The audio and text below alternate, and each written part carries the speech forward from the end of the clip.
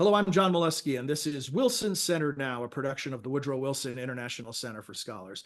My guest today is Lila Abed. Lila is the acting director of the Wilson Center's Mexico Institute.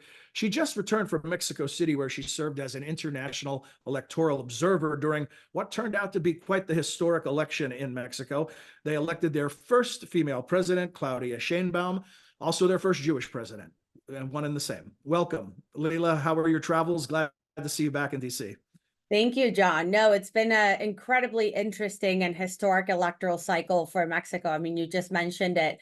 Mexico has elected its first female president in 200 years since its independence. It was the biggest election in Mexico's history, with more than 20,000 positions up for election. And so a very exciting time for the country. And of course, being on the ground and witnessing firsthand how the National Electoral Institute carries out this monumental task of setting up, in this case and in this electoral cycle, more than 170,000 polling stations throughout the nation. And it really is very citizen-led, right? Mexican citizens participate, they volunteer, they train with the National Electoral Institute to carry out elections. And so it was just a wonderful experience to be on the ground and seeing the very, very long lines of individuals waiting to cast their ballot. Now, so not only good news for AMLO's legacy in that his protege of sorts was elected, but also his party did quite well across the country. That's right. Recent polls and polls really, John, for the last several weeks were, pointing towards a very healthy lead for former mayor of Mexico City, Claudia Sheinbaum. In fact, they, had said that she was going to win by 30 points. And in fact, she did. When, a lot of analysts and experts in Mexico were sort of expecting Claudia to win, but perhaps by a narrower margin. And so the polls were right. But they did miss a fundamental aspect of the elections, and that was that the Morena Party, the Morena coalition, actually won by a landslide. They not only secured the presidency with, Claudia Sheinbaum, but they actually acquired a 2/3 majority in the lower house, most likely in the Senate. They won 7 out of 9 governorships, including the mayorship of Mexico City. And so, they really have cemented the governing party sort of as the hegemonic party of Mexico. And, the opposition leader, Xochitl Gálvez, and the 3 traditional political parties that supported her candidacy have now, understood, hopefully, that they are very discredited, that they don't have a majority of people's trust, and they have been, sort of blamed for the deep corruption, the lack of economic opportunities, the increasing poverty and increasing levels of insecurity in Mexico. And so, while it was surprising that the Morena coalition was able to kind of win across the ballot, it was also very, it's very interesting to see how deeply discredited the 3 traditional political parties in Mexico are. Lila, explain to viewers and listeners who may not understand the significance of a party winning the mayorship of Mexico City. Is there a corollary in the United States? What would that be the equivalent? What would be the equivalent of that?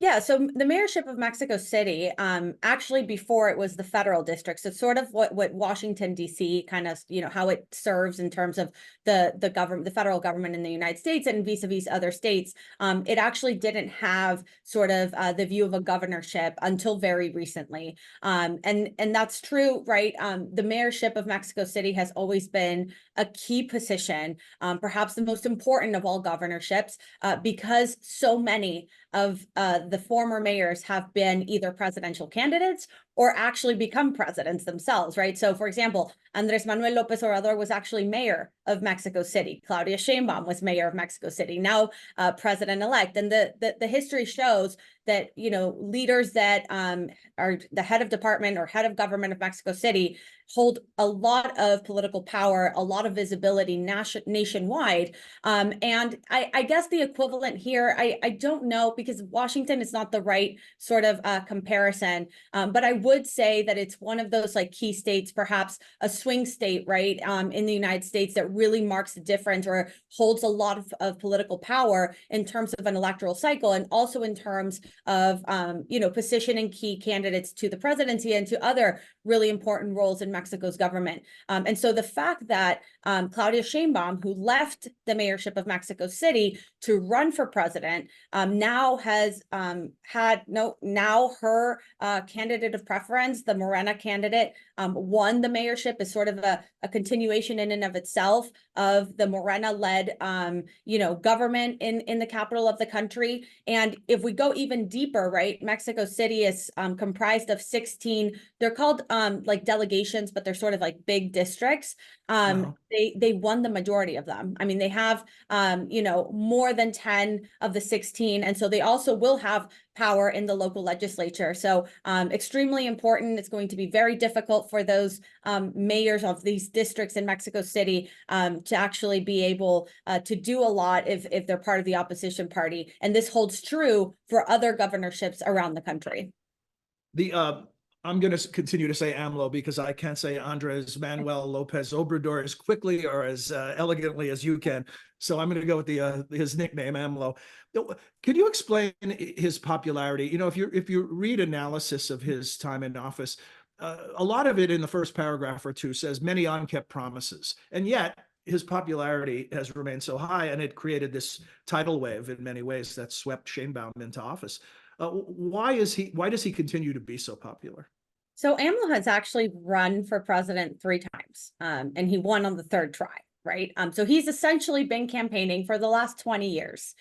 He is recognized for having visited all the municipalities of Mexico.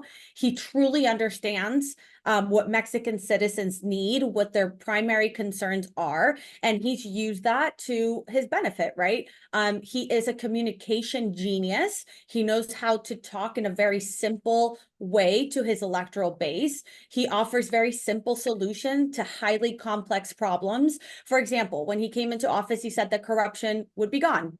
He never explained how or what policies he was going to enact to reduce corruption in Mexico. He just simply said that by him taking office, corruption would sort of die down. And so he's been able to install this mutual trust with the most impoverished and vulnerable sectors of Mexican society. This is reflected in his distinct, social programs that offer direct cash transfers to the elderly, to the youth, to really important and populated sectors of Mexico throughout his presidency. He is a man that has utilized the us versus them sort of mentality of, if you're not with AMLO, you're against him. And if you're against him, you form part of what he considers, or what he calls, the neoliberals, the conservatives, the elites. And so he's really divided the country, polarized the country in terms of who's against him and who's in favor of his government. He is someone that has been every single day for the past 6 years in front of cameras during his morning press conferences, marking the most important points of the agenda at the federal level for that day.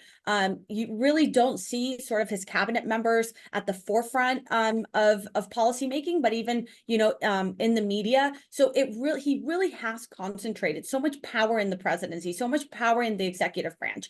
And the most interesting part, and I think hopefully I'll be able to answer your question, John, here, is that Mexican citizens, when you ask them, or when they have asked them recently, what are the main issues, right, that you're concerned about? And they say insecurity, they say the economy, they say education, they say public health, among other things, right? But they don't blame AMLO for the shortcomings on all of these issues. They essentially mark a very, stark distance between the issues that they're concerned about and what AMLO has done. Essentially, AMLO, with his rhetoric, with his narrative, has convinced many voters that the issues that they are concerned about are issues that he inherited and that he's tried to resolve and address during his administration, but that they're not able to be quickly, solved, because Mexico has been dealing with a lot of these problems for so long. And so Actually, the majority of people think that he's done a great job. He's sustained incredibly high numbers of approval rates. Right now, anywhere between 60. I just saw a recent poll that positions him at 80% at approval rates during his last year, John. Yeah. We know is very That difficult. never happens. I mean, that just never happens. Unprecedented. I mean, if we take, and perhaps this is, not the only comparison, but for example, his predecessor, Enrique Peña Nieto, when he left office, he had an approval rate of about 27%. And so you really see, Andres Manuel Lopez Obrador not only create and he founded the Morena Party, right? Like he is the Morena Party. Morena is AMLO, and AMLO is Morena. And so he's really has such a grip of power within not only his political party, but throughout the country, right? Claudia Sheinbaum actually got more votes than AMLO did in 2018. She actually has about 60% of the popular vote, whereas AMLO got 53% of the vote in 2018. And so we see that this election was not only electing the first female president of Mexico, but it also served as a referendum of AMLO's 6-year term. And so what we really see is that AMLO's ascension to power was not an anomaly, right? Because many thought it was. Given the results of these elections, what we can expect going forward is that Morena is now the hegemonic party, that Mexico's experiment of transitioning from a 71-year single-party rule to a more plural and democratic system in 2000 is now actually going back to a dominant political party, right, that rules Mexican government, right, and Mexican politics, which is really interesting because then if we actually see the democratic experiment, quote unquote, of Mexico's history only lasted about 24, 25 years, which is a very short time. I mean, it was still sort of in the process of strengthening democratic institutions and principles and whatnot. But I think these elections this year really made clear what Mexicans want, and what they want is a continuation of AMLO's policies. And I think that's what we're going to get from Claudia Sheinbaum. Yeah, but more movement than anomaly, right? Yep. So given this large shadow that AMLO casts, what do we know? I mean, you look at President-elect Sheinbaum's resume and her accomplishments, and this is a formidable woman, right? But she owes a lot to her predecessor. What do we know about the potential for her to become her own woman? And do we have expectations in that regard, or is it more of a situation where we wait and see? Yeah, so Claudia Sheinbaum just naturally is, I know this sounds very basic, John, but it's important to note, right? She's not AMLO. So just by the simple nature of not being her predecessor, things are going to be different. But she is a scientist. She's an environmental engineer that studied at UC Berkeley. She has a long trajectory in public service and in academia. She served at a UN environmental panel. She served as a mayor of an important district in Mexico City. She then served as environmental secretary when AMLO was the mayor of Mexico City. Then she won in 2018 the mayorship of Mexico City herself. She is a woman that is fiercely independent, that she knows how to lead. That was evident during her tenure as mayor of Mexico City. She was able to achieve very positive results in the capital of the country by reducing homicides, for example, by 50%. She reduced the perception of insecurity, in a very significant way. She invested in electromobility. She invested in solar panels for Mexico's biggest wholesale market. In terms of the pandemic, her response was very different than what we saw AMLO do at a nationwide level. She actually, vouched and asked citizens to use masks, to social distance, and she actually closed down Mexico City. Again, very different than what AMLO was doing during that time, during the pandemic. And so we see these signs, right, that Claudia is very similar to AMLO in terms of what she wants to do for Mexico during her single 6-year term. But there are, several areas for potential change, one of them being energy. But the thing is, and I'll just start with this before I jump into the actual topics. If you look at her 100-point government plan, John, you see areas for potential change, but they're accompanied by continuation of AMLO's policy. So while I will signal certain changes, these are accompanied by, policies that AMLO implemented during his administration. So for example, on the energy front, she has said that she wants to attract foreign direct investment, work with the private sector, do and create public-private partnerships in terms of investing in renewable and clean energy, right? Which is just completely different from AMLO's policies that favor fossil fuels and dirty energies, right? So I think that's a clear, difference from AMLO. Now, at the same time, she wants to keep certain things that AMLO did do on the energy sector. So she wants to maintain the 54% share of the Federal Electricity Commission, and she wants to strengthen PEMEX. And on these issues for the United States, it's something that they, I think the United States is looking, and even the private sector in the United States is looking very closely towards, because there is a commercial dispute because of AMLO's energy policies that is pending to become potentially a panel under USMCA. And that's something that, Claudia is going to have to take into consideration and address very quickly after she takes office on October 1st. On the security front, she said that she wants to create a national intelligence agency that can better coordinate all levels of government, federal, state, municipal, to combat transnational criminal organizations and to be able to, fight illicit financing and all of these things, right, that are very different from AMLO's hugs not bullets strategy, which focused way more on the prevention side of security rather than frontally attacking cartels. But at the same time, right, in her security strategy, she also says she wants to continue consolidating the National Guard that AMLO created, which replaced the federal police. And she wants to continue to make sure that the National Guard falls under the purview of the Ministry of Defense. And so this, again, would continue with what many have called the militarization of civilian forces in Mexico, which would actually make it very difficult for the United States to cooperate with Mexico, and in particular with Mexico's military, which traditionally is just so much more closed off than, for example, the Department of Justice, right, the Attorney General's office, or the Secretary of Citizen Security, or intelligence agencies, or even the Marines, the military, as it has now been strengthened during the AMLO administration and might very well continue to be under the Claudia Sheinbaum tenure. This could pose a serious problem for U.S.-Mexico security cooperation. And then I will say that, Claudia Sheinbaum might, during this transition period, continue to reiterate that she will continue with what she calls the second level of AMLO's fourth transformation of Mexico, right? Which is sort of the government plan that he implemented. And so I don't see her changing policies, changing fundamental aspects of AMLO's government until once she's in office, and perhaps in the first year, she'll be, kind of moderate in the sense that she will have to balance how much AMLO and what role, if any, AMLO will continue to have after leaving office. And on the other hand, trying to make a mark of her own. She is the first female president of Mexico. She does want to do and wants to achieve a lot of projects. She's going to need a lot of money, and she's going to face really profound challenges, including security, including a slowing economy, including challenges with the United States, including the fact that there's not enough money, right, for Mexico to really, for her and Mexico and her government to accomplish all she wants to do if there is no money. So I think she's a really independent, strong, a great leader. But I think she will be put to the test in the first years of her administration to truly understand who she is. Boy, what you describe, it makes you wonder why people want the job. It sounds overwhelming, all the things she has to deal with, and plus the burden of history of being the first woman to hold the position.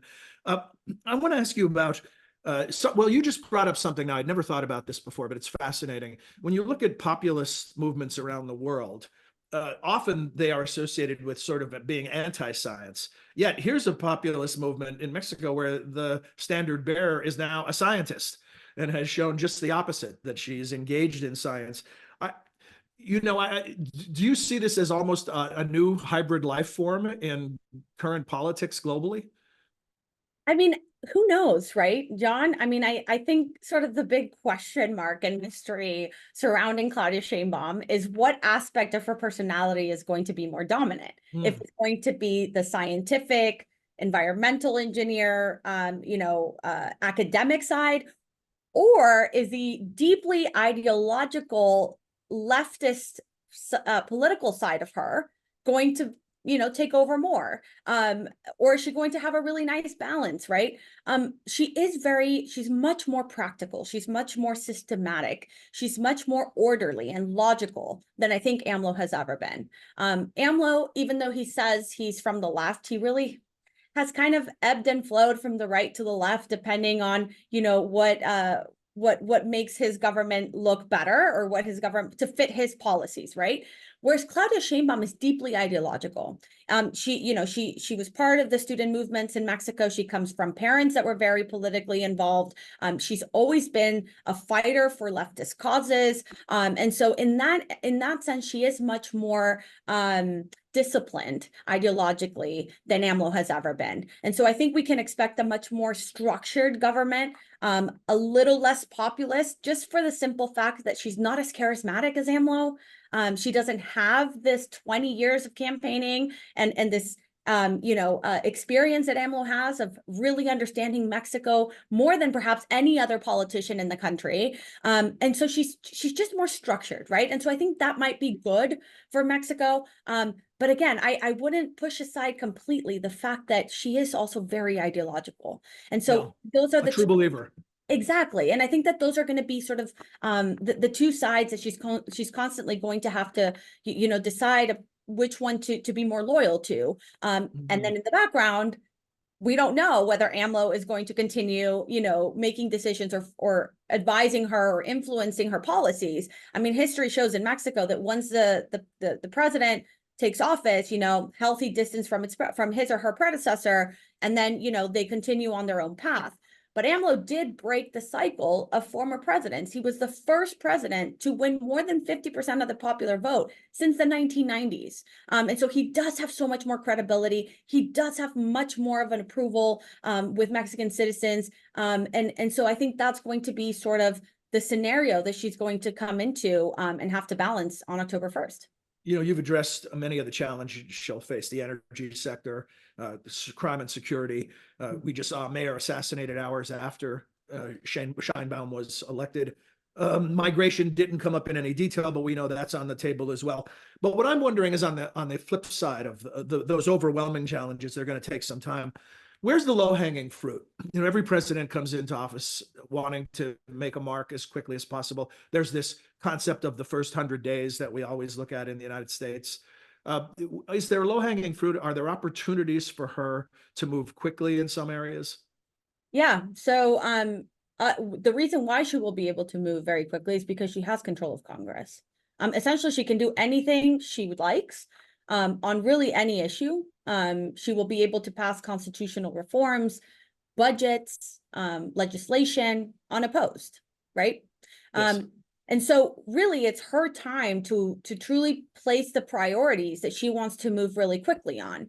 I wouldn't be surprised if some of her first moves are, to strengthen to make sure that her energy policies are carried out. I think she's going to focus too incredibly on the economy, on nearshoring, on strengthening its ties, its commercial ties with the United States, preparing for the 2026 review under USMCA. Given the fact that 2025, according to the IMF, Mexico's economy is only going to grow by 1.4%. There is no more money, right? The money was spent during the electoral cycle, whatever was left of it. She has said that she's opposed to a tax reform, but she probably will get pressured to do it because there's just not enough money to do what she wants to do. And so how she approaches the sort of the economic outlook of the country, I think, is going to be essential. I think a lot of the resources that she does have, she's going to continue investing in social programs, because that is like the sort of the sauce, right, that keeps her electoral base and AMLO's electoral base together.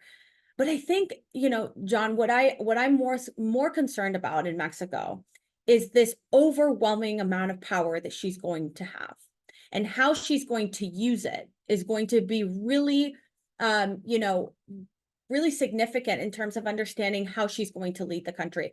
There were some people in Mexico that said that she's going to have to auto-regulate herself. I mean, that is just hard to believe, right? Especially in Mexico, where the president just has so much power to begin with, and then you add more. One can only imagine what that looks like. One of the biggest concerns right now in the country is how is Mexico's democracy going to look like, right? Because we talk about security, we talk about migration, we talk about commercial ties, we talk about nearshoring, right? We talk about Mexico being an emerging economy. But if there's no democracy, that's going to be very hard to achieve on all fronts, right? And so a president with too much power just has too much power. And this new Congress will begin on September 1st. AMLO doesn't leave till October 1st. So AMLO is going to try and fast track all, if not many, right, of the 20 constitutional legal reforms that he already presented to Congress. And I think he will first present and try to approve the judicial reform, which will basically have judges and Supreme Court justices be elected by popular vote.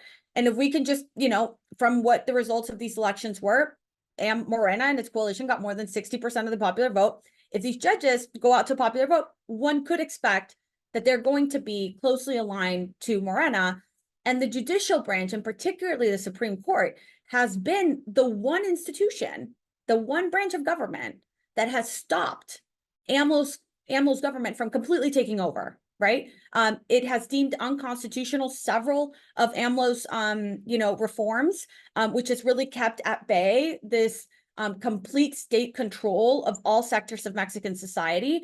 And so I think that's alarming. It is true they have the credibility of having been elected through the vote, right, through the ballot. But we've seen a lot of democracy slowly die, even though the leaders, the governors, the local officials were elected in the ballot box. Right. And once they get into power, they slowly start deteriorating sort of the democratic institutions and principles that hold a democratic system together. And we saw a lot of that during the AMLO tenure. Hopefully, under Claudia Sheinbaum, I wouldn't say auto-regulate, but hopefully she'll be moderate enough to understand that Mexicans do value their democracy. It costs them a lot of time and a lot of concerns and a lot of violation to their human rights during the 71-year rule of the PRI. And so I think, it is a very exciting time. It's a historic time for Mexico. One cannot underscore enough the importance of having the first female president.